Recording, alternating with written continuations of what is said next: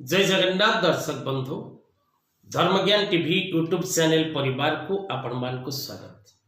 दर्शक बंधु जो मित्र माने आम चैनल को लाइक शेयर और सब्सक्राइब करि नाहंती से माने लाइक शेयर और सब्सक्राइब करने को कदापि भूलंतु नहीं।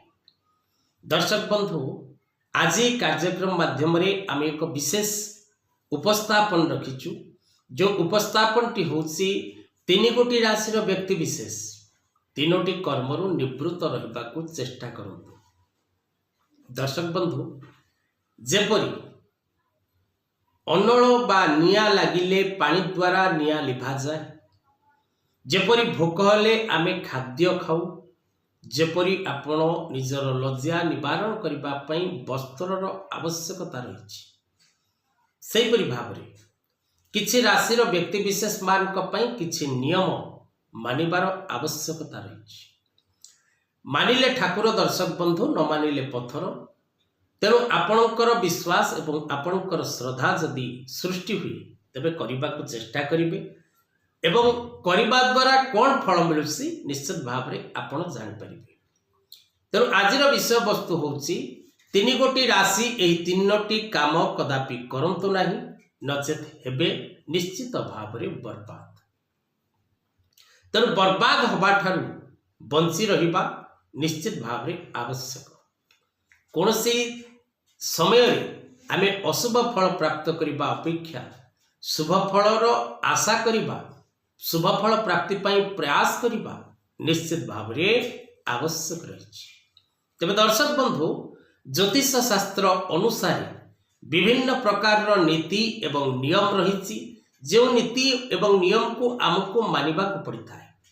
आमे जदि नीति एवं नियम को मानिबा तेबे निश्चित भाव रे आमे सफलता लाभ करिबा एवं अनेक विपदर मध्य आमको रक्षा मिलता है। जदि आमे कोनसी प्रकार उपाय प्रयोग करिथाउ बा नीति नियम पालन करिथाउ बा देवतांकर शरणागत हेथाउ तेबे निश्चित भाव रे आमको किछि ग्रहजनित दंड प्रभाव मुक्ति मिलता है। कारण दर्शक बंधु भागवत रे गोटे पद रही, सेवा कार्पण्य भक्ति बळे किबा असाध्य महितले। जदि आम शरणागत हो जिबा तेबे निश्चित भाव रे ग्रह मानकर कुपदृष्टिर प्रभाव कम होता है। तेबे आजिर आलोचनार विषय वस्तु होची जे तीन गोटी राशिर व्यक्ति विशेष तीनोटी कर्मरु निवृत्त रहिबा दरकार बा तीन गोटी लग्न मध्य जदि आपणकर हेइथाय तेबे से लग्नर व्यक्ति विशेष माने मध्य ए तीनोटी कार्य करिबा अनुचित अटे, जहाको ज्योतिष शास्त्र परामर्श देइछि एवं आपण ताहाको मानिबा को मध्य पड़िबो। जो माने न मानुछन्ति से माने निश्चित भाव रे दुख कष्ट पीड़ा भोग करिवे, यह 100% सियोर।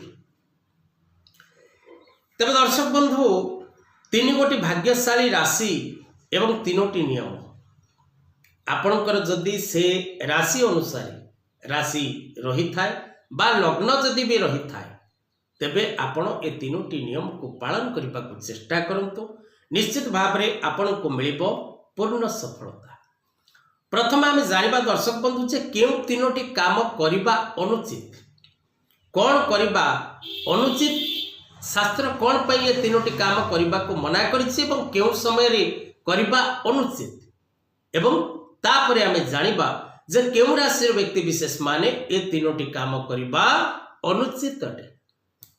दर्शक बंधु प्रथम होची जे दिवस रे कदापि आपण शयन करंतु नाही। दिवस रे आपण कदापि शयन करंतु नाही बा सुवंतु नाही। सूर्य उदय पूर्वरु सदा सर्वदा उठिबा को चेष्टा करंतु। सूर्य उदय परे उठिबा द्वारा आपणकर अनेक क्षति होता है। परीक्षा करंतु एवं रिजल्ट निश्चित भाव रे आपण जानि परिबे। जो माने लेट नाइट पर्यंत वर्क करूचंती बा राती ड्यूटी से मानकर अछि बा से माने परिश्रम करी क्लांत हिचंती से मानक पई विशेष भाव यार प्रभाव कम रुहे। कारण सब किछि ईश्वरक दर्शन रे होउची एवं ईश्वरक निर्देश रे होउची। किंतु सेई भागवत रे गोटे पद रहिछि जे बुद्धि विचारी कार्य कले प्रमाद न पड़ई भले। तेणु भगवान आपन को बुद्धि देइचंती विवेक देइचंती ताकू लगे जदि आपण सठिक कार्य करि पारंती तबे निश्चित भाव रे आपण उपकृत हेता। तेणु दिवस रे कदापि शयन करंतु नहीं किंबा प्रभात समय उठा चेष्टा करंतु सूर्य उदय पर आपण उठंतु नहीं।